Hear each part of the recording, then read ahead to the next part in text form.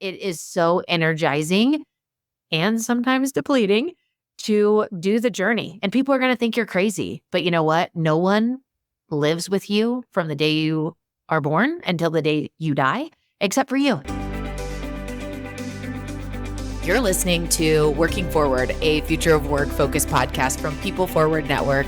These episodes pave the road ahead, helping us confidently step into the future as a leader who moves people forward. Let's go.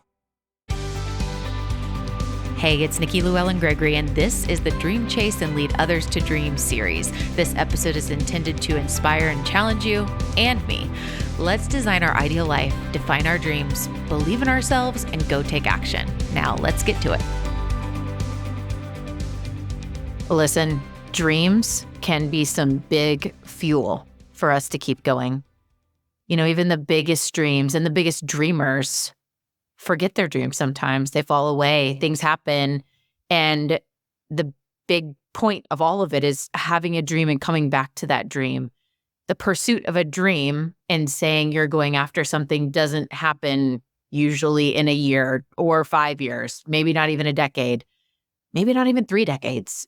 The purpose is that dream is so important to you, to me, to whoever that dreamer is. And it is what keeps our fire burning. It's fuel. And every human should have dreams and be in pursuit of those dreams. And as a leader, I would argue it's your most powerful impact opportunity. When you, as a leader, lead others to dream, help them dream, and then help them achieve those dreams, that could be through a powerful connection. That could be through regular check-ins. That could be through coaching. When you are the person that helps someone on their journey to get to that thing that is so important to them, that's legacy. That's legacy leadership. Oh, it fires me up so much. And we all think about the people that in reflection tell the stories of, man, most everyone thought I was crazy. Yep. Big dreamers, they get called crazy. That's inspiring too to me. It's like, all right, well, if people are saying I'm crazy, like this is probably something to go for. And you think about the people that were the big dreamers of our history and they were told they were crazy, but their acceptance speeches and their books, the things that they do to share their journey, mention those leaders in their lives that help them on the journey to keep going. And they may have called them crazy, but they were on the journey with them, not being naysayer-ish. They were there to help, even though they may have thought it was crazy.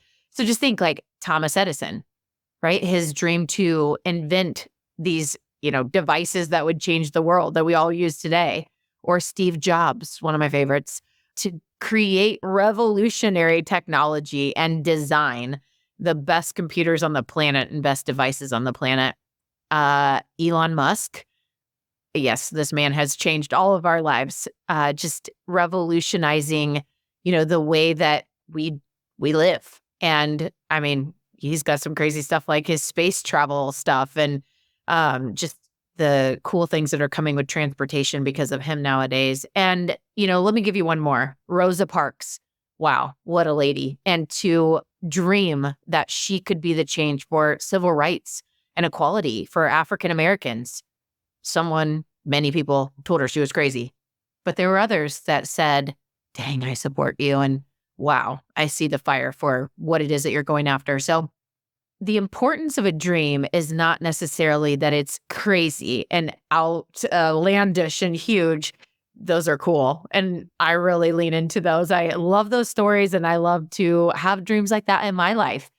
But that's not for everyone, just like many things aren't, right? And so you think about having a dream that might not be crazy, but it's a stretch. And you're still going to have people around you that are naysayers about it. The point is, when you know and you've done the homework, you've taken the time and you just know that there's this burning fire inside of you for this thing, the biggest mistake we can ever make is not doing the thing.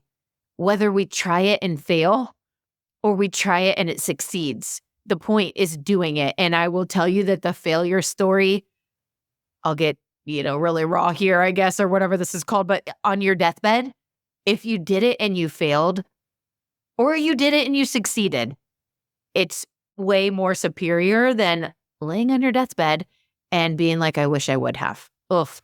My insides hurt for that. And so going back to what I was sharing a little bit ago, as a leader, one of the greatest things that we can do to be a legacy leader, to leave a impact way beyond the time that we're here on this earth, is to help someone dream and to help them to go get it and watch them be a domino effect on others to do that. And that's legacy. So I think a first point is embracing skepticism, and how do we handle criticism and the balance between the criticism and the skepticism and the passion that we have for what this thing is. So just quick little tidbit of inspiration here that hopefully you can carry as a grounding mechanism whenever you're throwing those dreams out and sharing them with people and you get the skeptics. You're the only one that gets to live your life. You're the only one from the day you're born until the day you die. You're the only one that will be with you the entire time. I love that reminder because I'm like, who cares what other people think? Yes, it can be hard, but you have to have these anchoring reminders. You're going after what you're here to do. And I think within the guardrails of like these dreams being, not like law-breaking things or things that harm other people, it is something that even at the biggest dreams, they might be scary to others, but you're only here to answer to you and, see these dreams come to fruition so that the people around you that love you so much, they are the ones, whether they're the naysayers or not, they benefit because you know what? When you are going after your dreams, all the other things around you are better. Now, are there times where it's like, man, I'm really stretching here to do this thing? Might be a little stressed, might not be your best self, but I will tell you on the other side of that, the confidence, just the posture and the vibe that you will have as a person is someone that more people want to be around from and benefit from because you've grown. You've grown in yourself and you can be such a bigger impact to the people that you're around. So embrace the skeptics, take the criticism for what it is. I remember this quote that someone said to me, or this, saying, listen for the criticism, not the critic, right? So it's not about the person. Like, what is it that this criticism really is? Is it that, if you really break it down, you're like, man, that person is just really unhappy. Like they are very fearful, whatever that is, right? It's don't listen to the critic, like understand what is the criticism. Is there something you can take from that might challenge you, but also discerning where is this coming from? So here's a personal story as to why this has been an inspiration for me lately. I think I've shared in other episodes, I keep a dream board each year. I create a dream board and I put pictures and words and colors, things that are going to be centering around who I am this year. Sometimes I've used those dream boards for more than 1 year, just because they're still very much the same and my reality. I refresh them when needed. Sometimes it's every year. Sometimes maybe it's been 3 years. But the point is that I am regularly seeing the outcome of the dreams. Like once they have happened, here's what life looks like. And I create that from an energy perspective where I just get inspired looking at that. But I also have a manifest list on my wall that coincides with it. And it's really a list of goals, like what I want to accomplish or start that really goes along with those visuals that I see. And I will tell you to the point that I shared earlier that sometimes dreams don't happen for decades. Over a decade ago, I started to put these remote, what I would call retreat spaces outdoors on my vision boards, and I would write them down in my journals. And the importance for me in this space with a lot of greenery and, ruggedness, like trails outdoor, all of these things that are really around nature and this land, this property, sometimes with a house on it, sometimes not, because I haven't been able to understand what exactly it's going to be, but I know how I feel there. I feel at peace. I feel centered. I feel like this is a respite. It's a place to rejuvenate. I know that nature does that for me. And I have been wanting for a very long time to have this place that is this just recentering, soul-filling place. more than a place for me to go and recharge or recenter. I want a place where I can gift experiences to people that I love and places that I can do business opportunities with great, strong relationships or people that I'm really wanting to build a relationship with in this space that is so important to me that I get to share with other people and open it up for an amazing experience that is a lifelong memory. I have said this for so long. Before I met my husband, that was something on my list before I met him. And we really share the love of nature. And one of the things I forgot to mention about the pictures that I have is there's always water nearby. And David, my husband, he was very interested in nature and being directly on water, really important to him. So we started to have these conversations about, one day this is what, future state of where we would live would look like. And then I shared with him how important it is for me to share my things with others. I'm a big believer that whatever I have is not mine. It's rented. It's God's. God gives me these things and I love to share them and I'm called to share them, whether it's my car or my home or, things that I have. I like to share what I have and I feel that it's really important. And this space that is my special, special place to go. I want many times where I'm there, just me or with my husband or with, maybe a one other friend or a couple friend of ours. But I also want it to impact a massive amount of people, the people that I get to work with, the People Forward Network, where I can invite them as my team, the people that I've chosen to come alongside this vision for People Forward Network and are making it happen, the place that I want to share with them, the place that I could give them as a gift to go and, hey, go with your family. This is a quote unquote free vacation. It is so important to me to make this happen. It does sound somewhat crazy, but it gets crazier. Lately, my husband and I found this place and we have a friend that owned the property that we are on right now and working out how all this is going to look. It's 7 acres and it is on water and it is very remote and it is soul filling for us.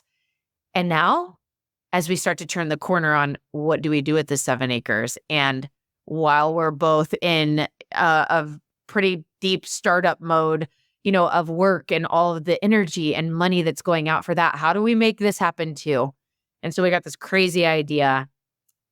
Let's just sell everything we have and just do that. Let's just go all in. Well, that's like really becoming a thing. We have not put our house up for sale yet. We have contacted our dear friend that's a realtor, and I'm not sure where to go, but I will tell you that the few people I've told say I'm crazy.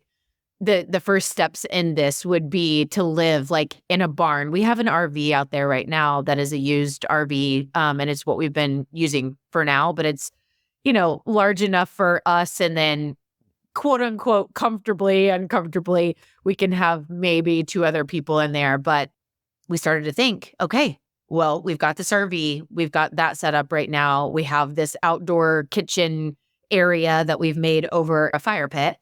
And what if we started with like a big barn, like a pole barn, some kind of like, barn dominium meets a large storage space for all the things that are going to come with what we're going to build. And that's where we're at. So I'm just putting it out there. I've said on these episodes, like you have to get clear on what you want and you have to keep going after it. And man, sometimes it takes a real long time, but you have to see it and you have to think about it a lot and you have to feel the feelings of what it's going to be like and you have to share it with others. So here's me sharing this one with others. And those are all the steps and it takes a long time, but it is so energizing and sometimes depleting to do the journey. And people are going to think you're crazy, but you know what? No one lives with you from the day you are born until the day you die, except for you. So just remember that and keep going after your dreams and keep challenging yourself to think bigger and see them, put them on your walls, write them down, revisit them regularly. I'm so excited just to see what might come of these kinds of conversations. They're one of my favorite things to hear about is when somebody's like, I heard something you said about dreams, or I know that you care about dreams, whether or not I ever did these episodes. They just know that I care about dreaming and dreaming big. And they reach out to share their dreams. Like brings so much joy. It's so energizing for me. So I'd love to hear from you. I hope this was inspiring, and go be crazy. Follow your dreams. Dreams are fuel.